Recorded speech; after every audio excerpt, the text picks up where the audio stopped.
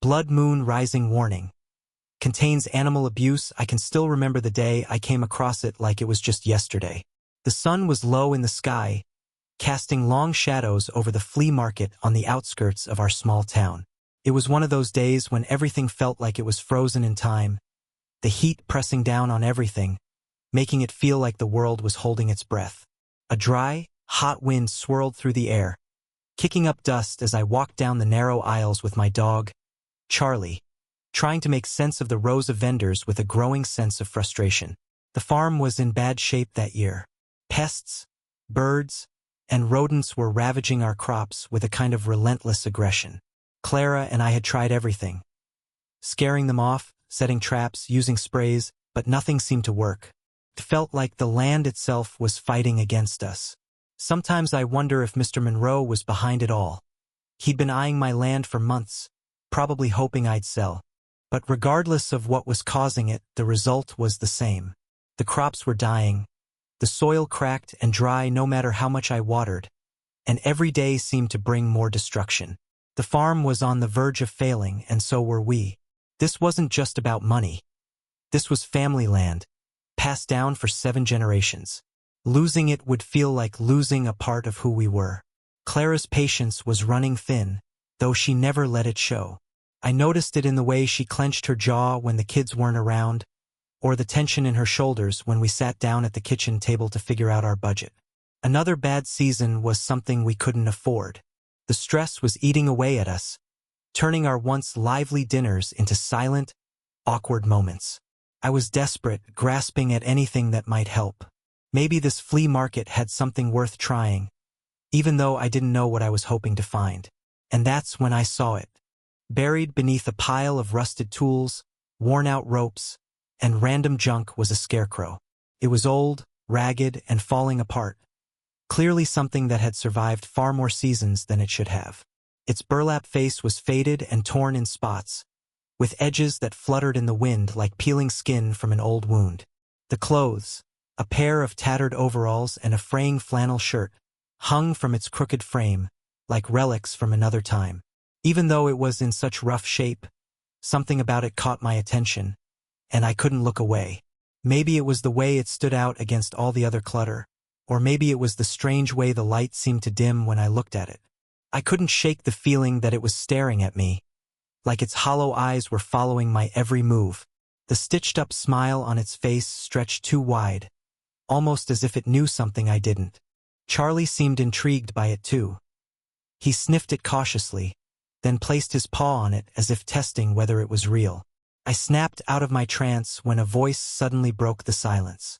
It came from a small, hunched man sitting behind the stall, hidden mostly in the shadows under a wide-brimmed hat. His skin was leathery, marked with deep wrinkles from a life full of hardship. His face was mostly hidden, and his eyes were obscured by the shadow of his hat, making it impossible to guess his age. There was an instinct inside me that told me to walk away. Something about both the scarecrow and the man made me uneasy. "You're looking for something to scare away the birds, huh?" he said, without even lifting his head. His voice was rough and dry, with an accent that sounded old-fashioned, like it belonged to another time. I blinked, startled by his words. How did he know? I wondered. I nodded slowly, unsure what to say, my mouth suddenly dry. Then he looked up for a second, meeting my eyes. "This will work," he said, pointing a bony finger at the scarecrow. "No birds, no rodents, no pests. You'll see." I hesitated, taking a closer look at the scarecrow. It looked like it would fall apart if I even touched it. The wind tugged at its fraying seams, making them sway, and there was a strange smell, like damp earth mixed with something decaying. "Does it really work?" I asked, trying not to sound too desperate, even though I was. The man grinned, revealing a set of yellowed teeth. "It works," he said confidently. "Better than you think. Just set it up, and it'll take care of the rest." My stomach twisted, but I handed him the last of my cash. Without a word, he took it from me. I tossed the scarecrow into the bed of my truck, its straw-filled body thumping against the metal as I started the drive back to the farm. By the time I got home, the sun was setting, casting an orange glow over the fields. I looked toward the house, where Clara was cooking dinner, and I could hear the kids helping her set the table. The smell of roasted chicken filled the air. Charlie and I were greeted by Sir Sunrise, our rooster, who hopped onto the back of the truck as I pulled up. He watched quietly as I unloaded the scarecrow. Sir Sunrise got his name from our 8-year-old son, Luke, who noticed that the rooster crowed exactly at 6 a.m. every morning. Rain, snow, or cloudy days. No matter what, that was when he would call out, making sure everyone in the house woke up to his noise. He would march up and down the porch, crowing for a full minute as if announcing the start of the day. Oddly, that was the only time he ever crowed. The rest of the day, he wandered the farm quietly. What was even stranger was the friendship between Sir Sunrise and Charlie. The two of them had this unspoken bond, always hanging out together in a way that surprised me. I hoisted the scarecrow over my shoulder and walked toward the field. The crops swayed gently in the evening breeze, the rows of corn and wheat stretching out like silent sentinels. I found a spot in the middle, far from the house but still close enough that I could keep an eye on it from the upstairs window. I planted the scarecrow on a wooden pole that was already stuck in the ground. It stood crooked, its burlap face staring blankly at the sky. Sir Sunrise did his usual rounds around the pole before taking off, with Charlie eagerly chasing after him. But my gaze kept drifting toward Mr. Monroe's factory in the distance. For years, he'd been buying up land from my neighbors, and he'd been after mine too. He wasn't happy when I refused to sell. Ever since then, my farm had been under attack, and I couldn't help but wonder if he had something to do with it. But I had no proof, so all I could do was keep working and hope for the best. I took one last look at the scarecrow before heading back to the house to join my family for dinner. That night, sleep didn't come easy. I tossed and turned, my mind racing, replaying the image of that scarecrow in the field. Motionless, yet somehow unsettling. Each time I closed my eyes, I saw that wide, stitched smile, and I couldn't shake the feeling that it was waiting for something. Was I expecting some kind of miracle from it? Was that the knot in my stomach? Because deep down, I knew I was desperate and not thinking clearly. The wind howled outside, shaking the shutters, but there was no other sound. No crows, no rustling in the crops, just an eerie silence. Clara slept soundly beside me. I could see the small scar above her eyebrow in the moonlight, a mark from her childhood.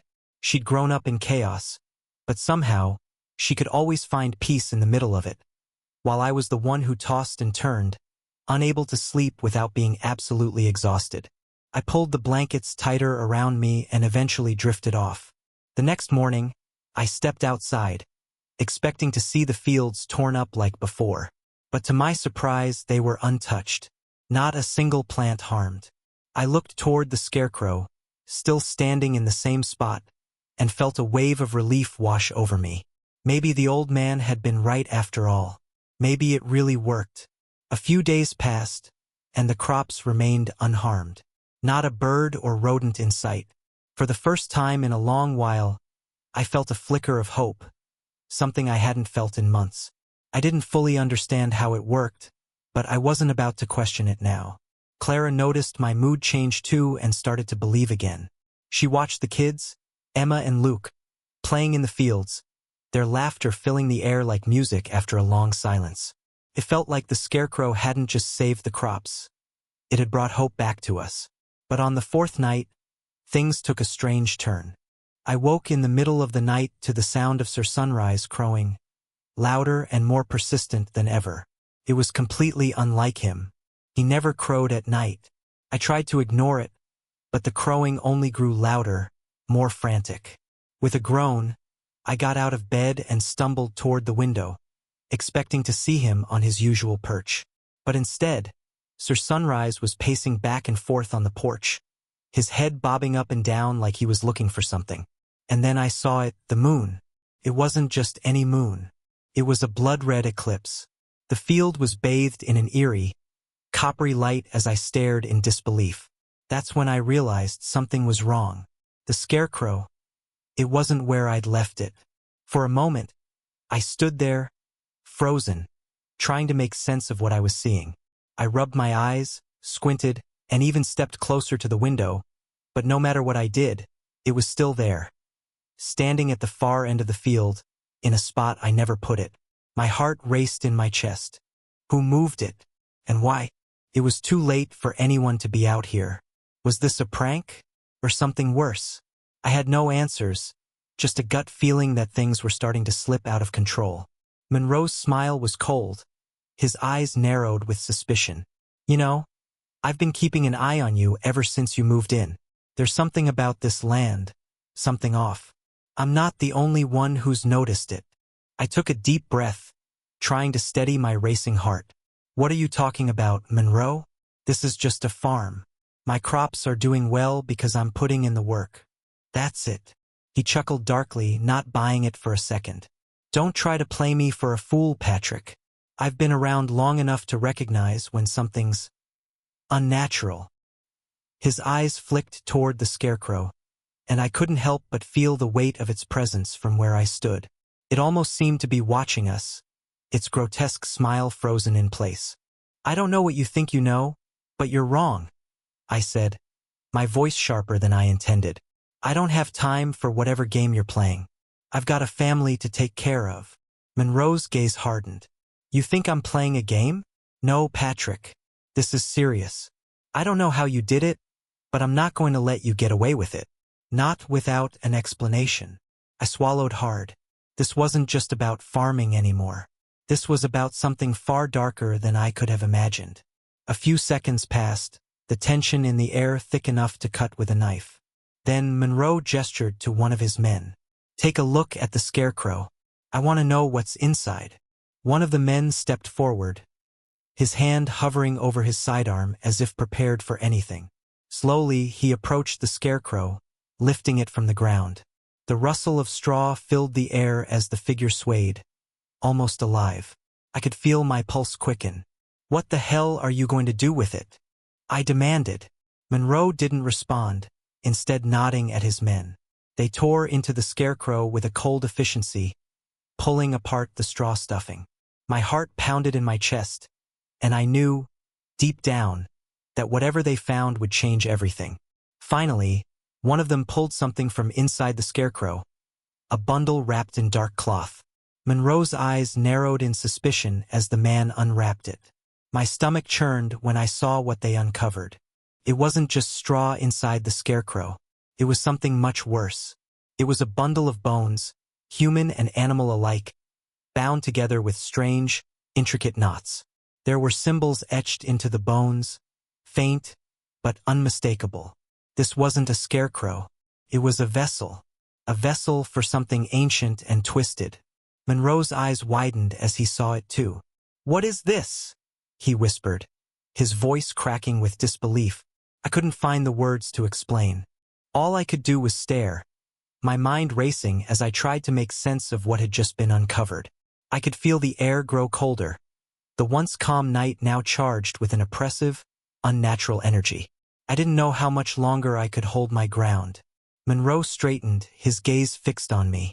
You've been tampering with things you don't understand, Patrick, he said, his voice laced with venom. And now, I'm going to make sure you pay for it.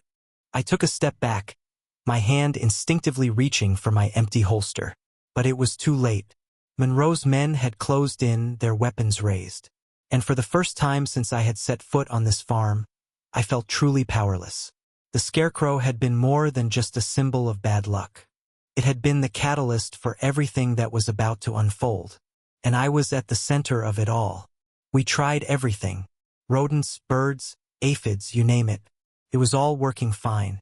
They were ravaging your crops, and it was only a matter of time before they completely wiped everything out. Then one day it just stopped, out of nowhere. Nothing was touching your fields anymore. The pests either vanished or died off. It didn't make any sense. Monroe's smile disappeared instantly, his eyes narrowing. And that wasn't even the worst part, he said, his voice low and menacing, locking eyes with me. We even brought in a special type of Asian locust, known for eating entire fields clean. Do you have any idea how hard it was to get them here? And they didn't even touch your crops. Not a thing. They just disappeared, along with the men I sent to release them. His frustration was evident.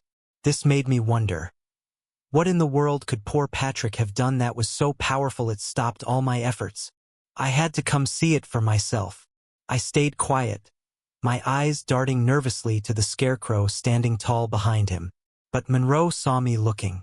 "Is this the thing that's helping you?" he sneered, turning to look at the scarecrow. Without warning, he ripped it from the ground, tossing it aside like it was nothing. The scarecrow landed with a dull thud in the dirt. In that moment, a bolt of lightning struck across the sky, illuminating the field for a split second, followed by a low rumble of thunder. But Monroe didn't seem to care. He simply pointed to the cans of pesticide his men had brought.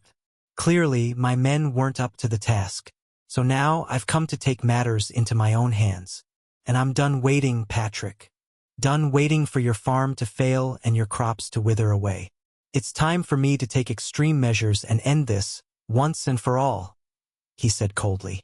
I felt panic rise in my chest as one of his men opened the cans, preparing to pour the poison onto my crops. I lunged at them, trying to stop it, but another guy grabbed me and slammed me to the ground. Just as the man was about to release the pesticide, a strange sound filled the air, a distant hum that kept getting louder. Suddenly, a swarm of locusts appeared out of nowhere, filling the night sky. Hundreds of them, the same locusts Monroe had smuggled in to destroy my crops. Only this time they were coming for him. Monroe's men screamed in panic as the locusts descended on them, attacking with terrifying force. The swarm engulfed Monroe, crawling into his mouth, his nose, his clothes. His men were no better off, choking and screaming as the insects forced their way into them. The rain began to pour heavily, but the locusts didn't stop. I stood there, watching in a daze as Monroe's body began to swell, his skin turning a sickly gray.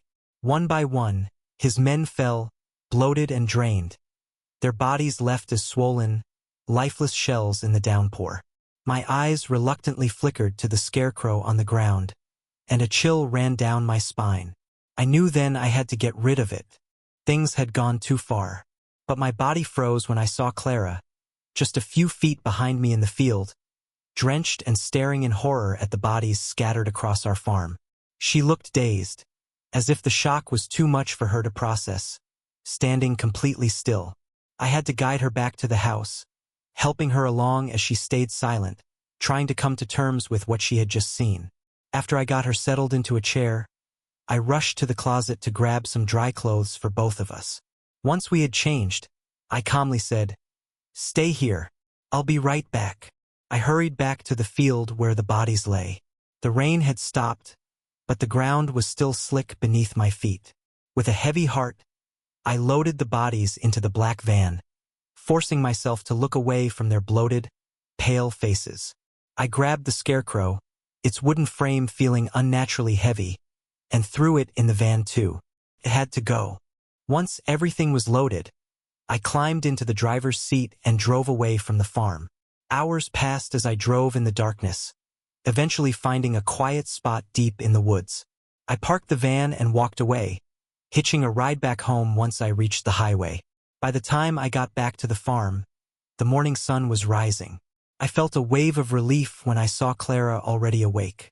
She looked better, more like herself, but she was still talking on the phone. She didn't hang up when I approached, so I sighed and headed to the fields to check on the crops. Everything looked good.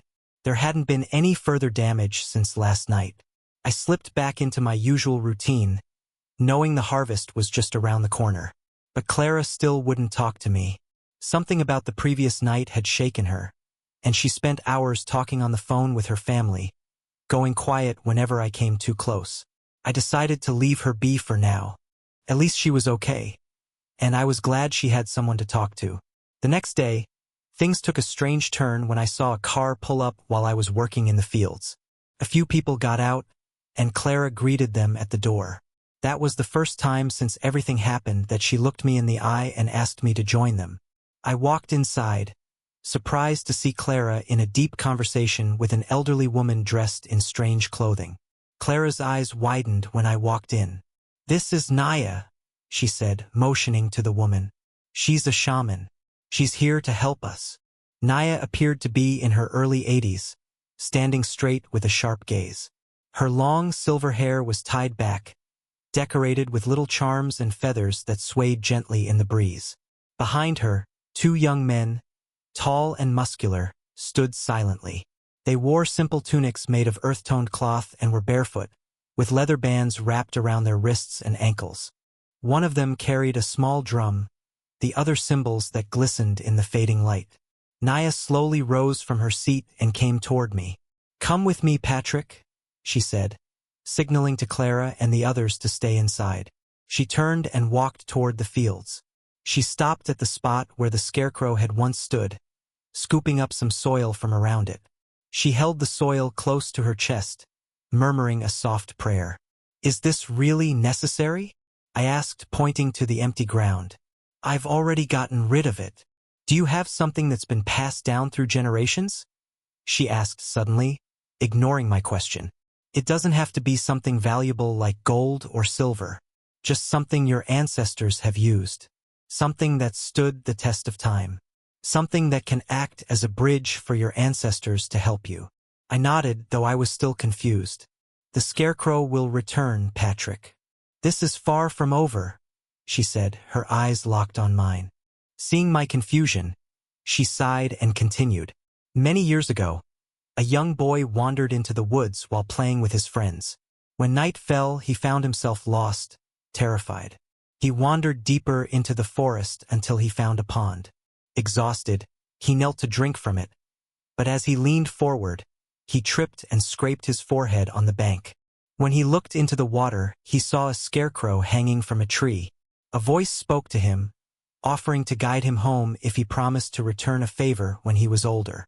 In desperation, he agreed, and as his blood mixed with the water, the voice assured him that the promise was made. Right then, a swarm of insects appeared, forming a path that led him safely home. Years later, the boy grew up, married, and had a daughter. He noticed a small cut on her right eyebrow, a mark from her birth, and he realized the time had come to repay the promise. Thinking moving far away would keep them safe, he relocated. But one day, while at a festival, something spooked him. He told his 6-year-old daughter they had to leave. On the way home, their car broke down. As it rained, they were attacked by aphids. The man suffocated, and his daughter watched helplessly as he died. It was Clara's mother who came to me for help. "Do you understand now, Patrick? What Clara went through when she saw the same thing happen to your farm?" Naya asked, staring at me. "That thing has unfinished business with you and your family." I stood there, stunned. I knew Clara's father had died when she was young, but she had never told me how. Now, it made sense why I felt drawn to the scarecrow from the moment I saw it at the market. Naya gently pinched my arm, pulling me back to reality. "Come with me, Patrick," she said softly. "Let's go back to the house." When I got back to the door, I paused for a moment, closing my eyes as I muttered a quiet prayer. I then opened a small bottle of rum, pouring it slowly in a wide circle on the ground before me. My hands were worn, but steady, as I whispered offerings to the spirits. I placed a handful of fresh wildflowers and dried tobacco leaves carefully at the base of the door, each one laid with intention. After finishing the offering, I took out a bundle of cedar, sage, and sweetgrass from my leather pouch. With a single match, I lit the herbs, and as the smoke began to rise, I waved a large owl feather through it, spreading the cleansing smoke over the entrance. The sound of a drum started to beat behind me, steady and low, matching my movements perfectly. The man with the cymbals joined in, each metallic clash syncing with the rhythm of the drum. I moved slowly, methodically, as I walked around the house. The smoke followed me in soft spirals, my feathers sweeping through the air, pushing the smoke into every corner, every crack. The young men stayed close behind, moving quietly with unwavering focus as the drumbeat and cymbals filled the air, echoing in the still evening. Naya then asked me to bring out the old object and place it on the front porch. I went inside and pulled out an old oil lantern I'd kept in a trunk for years. It had been passed down in my family for generations. Though it showed its age, it still worked perfectly.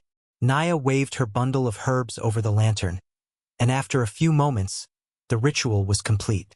She grabbed my arm, pulling me closer. "Listen, Patrick. Your house is protected, and your family is safe as long as they stay inside. Also, I don't see any disturbances for the next 6 days, at least not until the next new moon. But when that time comes, you need to stay alert. Things are going to get intense, Patrick. You've got to be ready to protect your family." I nodded, not trusting my voice to say anything. "What should I do?" "I can't tell you that," she answered, her eyes unwavering. "But I pray the spirits will guide you, and you'll know when the time comes." A cold knot formed in my stomach as I watched Naya get into her car and drive off, leaving me with a lingering sense of dread for my family's safety. But something inside me solidified. I would do whatever it took to keep Clara and the kids safe. At least one thing gave me a little relief. Naya hadn't shared the full details of our conversation with Clara or the kids.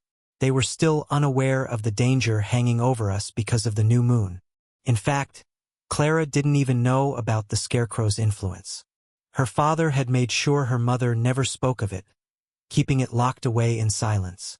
The only thing Clara knew was the attack of the insects that killed Mr. Monroe, a memory from her own childhood. That's why she insisted on having a shamanic ritual performed, just like when she was young, to keep the evil spirits away. This gave me some sense of normalcy as I carried on with the farming routine, but I stayed alert, watching for anything out of the ordinary. I also told my family to stay inside after dark and not leave the house until the harvest season passed.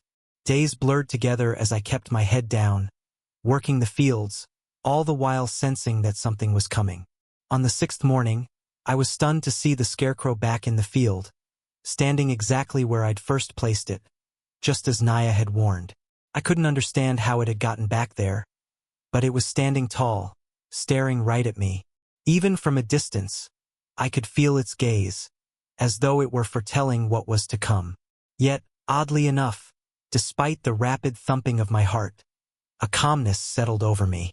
I wasn't sure where it came from, but I was resolute. I was ready to face whatever was coming. I quickly walked into the field to check on the crops, still unsure of what to make of the scarecrow's return.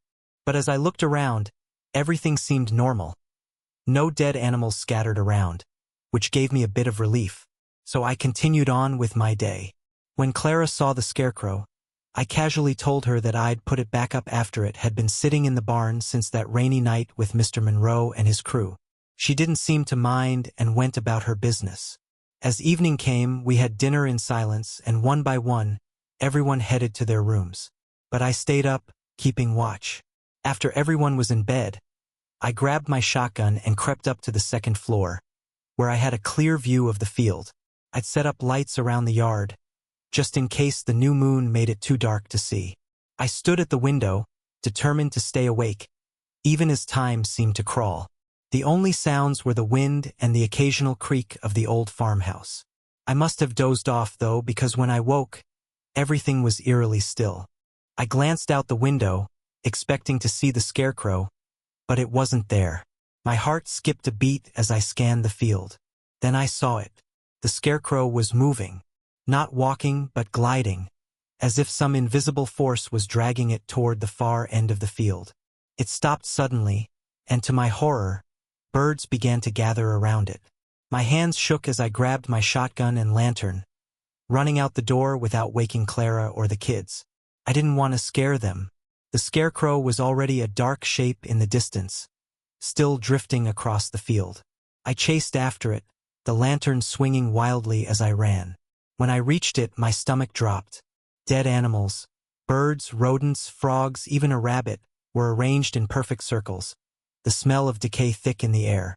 And there it was again, the scarecrow, slowly drifting toward the other end of the field. I ran after it, my shotgun gripped tightly, the lantern flickering in my other hand. But when I reached it, I froze. It wasn't the scarecrow that stopped me. It was my daughter, Emma. She was carrying the scarecrow, her tiny hands gripping the pole with unnatural strength, moving slowly, like a puppet on strings. Behind her, Luke crouched on the ground, his hands covered in blood as he arranged a dead sparrow with eerie precision. His face was blank, his eyes unblinking. He picked up another rat, broke its neck, and placed it in the circle of dead animals. I looked around frantically for Clara, but she wasn't there. She must still be asleep. That's when it hit me. The scarecrow wasn't just after me. It was coming for Clara by targeting our kids. A wave of terror gripped me. I called out, my voice thick with fear. Emma! Luke! What are you doing? They didn't respond. Emma kept walking, her grip on the scarecrow's pole unshaken. Luke followed without a word. Then Emma stopped. She raised the scarecrow and pointed it westward. From the shadows, animals began to emerge. Birds, rodents, insects, all drawn to the scarecrow like they were under some kind of spell. I could only watch in horror as Luke picked up a rock and began smashing the animals. With each strike, the creatures stayed rooted in place, as if they didn't even feel the blows. The air around us felt thick with something dark, something beyond my understanding. My chest tightened. This couldn't be real. Couldn't. Then Luke bent down, picked up a dead rodent, and sank his teeth into it. He gnawed at it like an animal, blood smeared across his face. Couldn't breathe. The scarecrow had done this to them. It was turning them into something else. Anger flared inside me. I dropped the lantern and ran to Emma, ripping the scarecrow from her hands and throwing it to the ground. The kids stood frozen, their eyes wide and blank, still trapped in the trance. I grabbed the lantern and smashed it against the scarecrow with all my strength.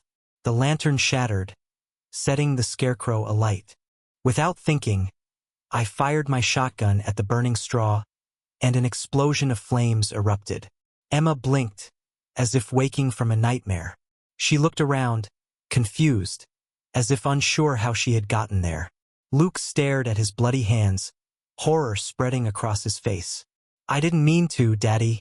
I didn't mean to, he sobbed, wiping the blood from his mouth.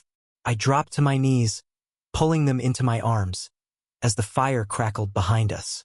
Through the flames, I saw a figure, dark and twisted, shaped like a man, struggling to escape.